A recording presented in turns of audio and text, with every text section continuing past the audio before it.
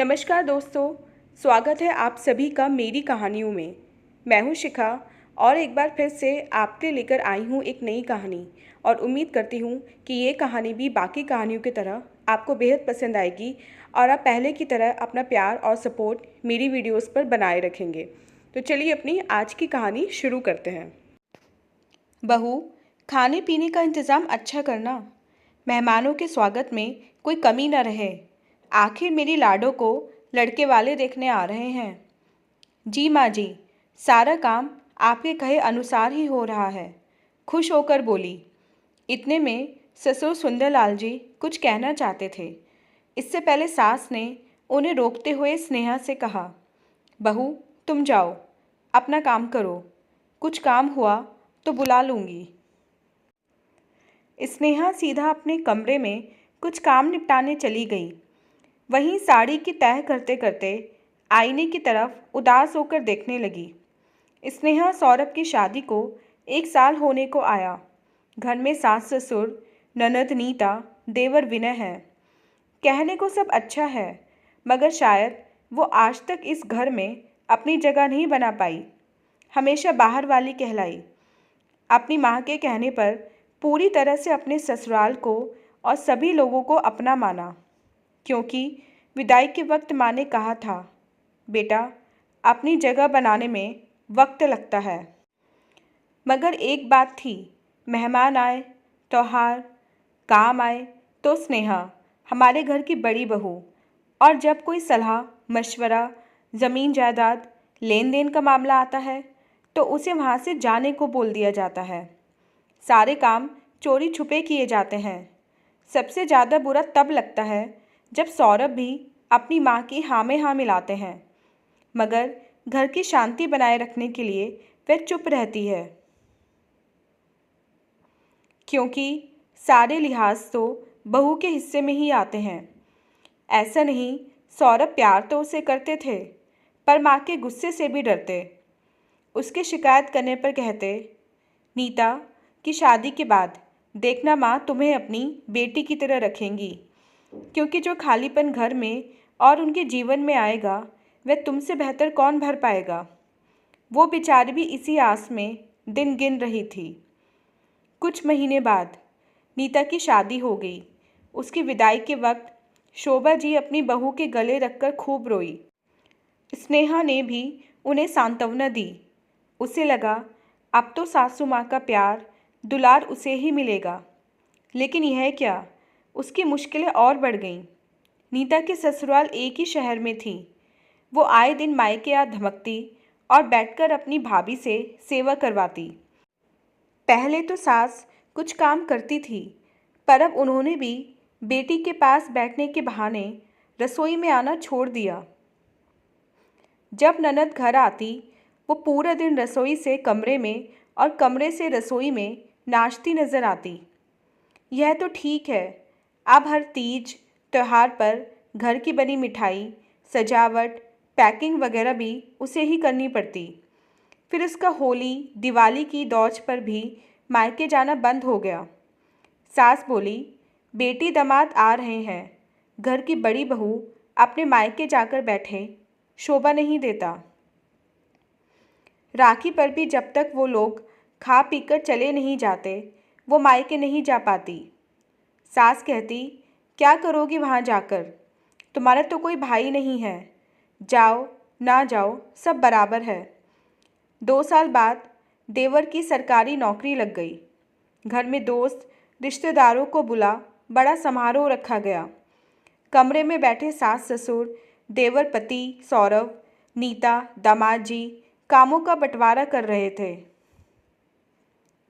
कौन सजावट देखेगा, सास ससुर अतिथि स्वागत करेंगे, सौरभ हलवाई के इंतज़ाम, बाकी घर के काम के लिए स्नेहा को चुना गया।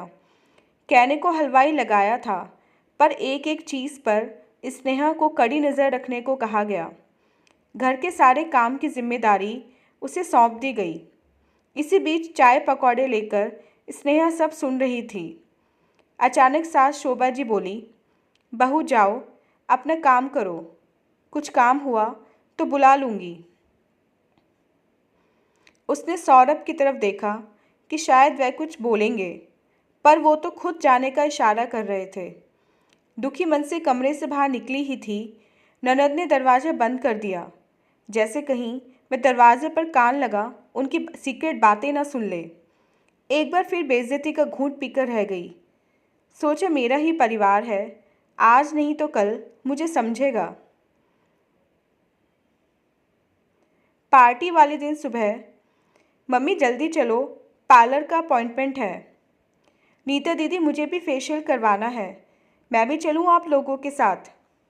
बहू थोड़ी शर्म करो, तुम्हें नहीं लगता यूँ आने जाने वाला घर को खाली छोड़ना चाहिए? घर के आदमी तो कुछ समझते नहीं, तुम्हारा यहाँ रहना ज़रूरी है। और फिर नीता के ससुराल वाले क्या कहेंगे? उनकी बेटी का मेकअप भी नहीं करवाया मायके वालों ने। तुम्हारा क्या है, घर की हो जाना तैयार। स्नेहा को काम करते सुबह से शाम हो गई। उसने जल्दी एक हल्की साड़ी पहन ली, क्योंकि भारी साड़ी पहन भाग दौड़ कैसे होती। मेकअप के नाम पर लिपस्टिक पाउडर लगाकर काम में जुट गई। थोड़ी देर बाद देखा तो सास बनारसी साड़ी में झिलमिला रही है और ननद सुंदर गाउन पहन फाउंडेशन पोत चमचमा रही है। स्नेहा को पहले हंसी आ गई, फिर सोचा एक साधारण सी पार्टी में ये शादी वाला तामझाम क्यों करके बैठी हैं दोनों। खैर, पूछने लगती तो आ बैल मुझे मार वाली बात होती, इसलिए चुपचाप अपने काम निपटाने लगी। थोड़ी देर में सभी लोग जमा होने लगे। हल्का म्यूज़िक बजने लगा। एक बड़ा केक भी आ चुका था, जिसके बारे में उसे बताया नहीं गया। कुछ नए चेहरे दिखाई दे रहे थे। ताई, चाची, बुआ, मामी सास भी आ चुके थे। ननद कुछ औरतों के आगे पीछे डोल रही थी। किसी ने उसे किसी से मिलवाना ठीक नहीं समझा।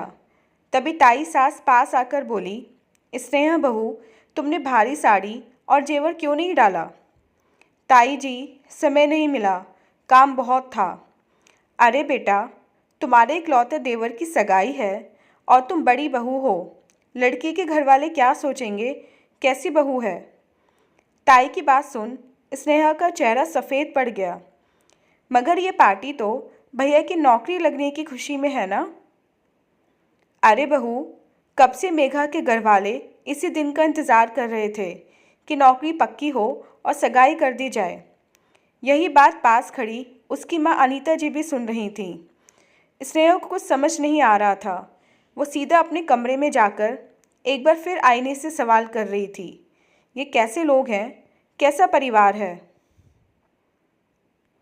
काम करने को मैं बड़ी बहू हूँ, पर घर परिवार के मामले या कुछ खास होने पर बोल दिया जाता है, तुम जाओ अपना काम करो।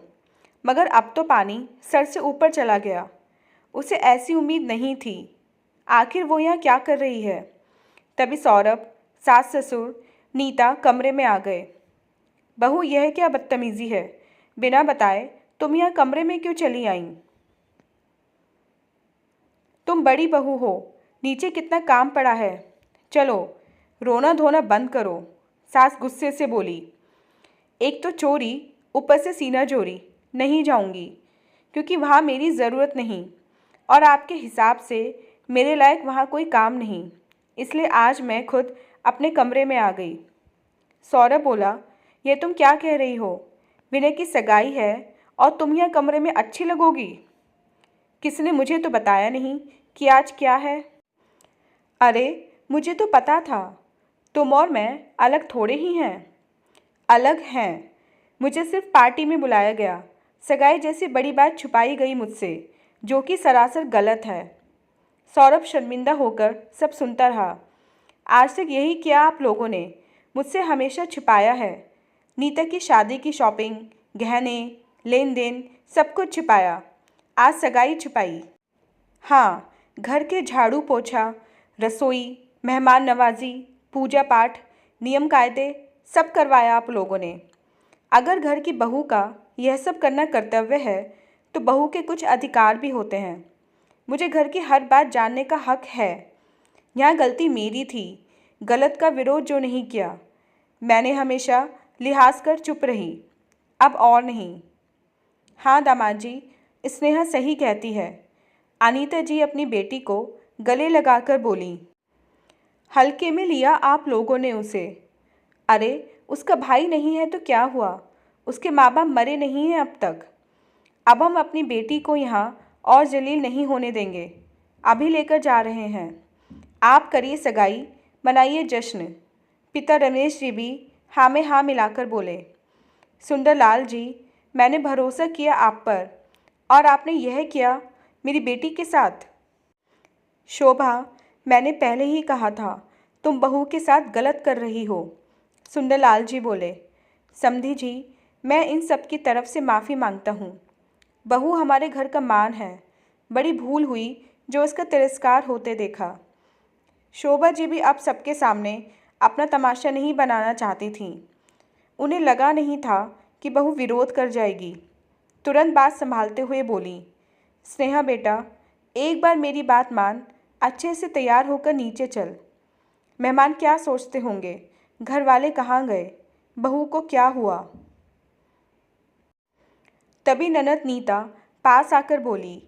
हाँ भाभी, यह नई साड़ी पहन लो, मुझे माफ़ करो, आइंदा ऐसी गलती नहीं होगी। स्नेहा ने अपने ससुराल वालों की लाज रखने के लिए समारोह में शामिल होने के साथ में कभी अपने सम्मान को चोटिल ना होने देने का फैसला लेती है। आज गलत के खिलाफ आवाज़ उठाकर उसके दिल का बोझ हल्का हो गया था, मगर अब ससुराल वालों का दिल से सम्मान कर पाएगी, इसमें थोड़ा संशय था। तो दोस्तों, ये थी हमारी आज की कहानी।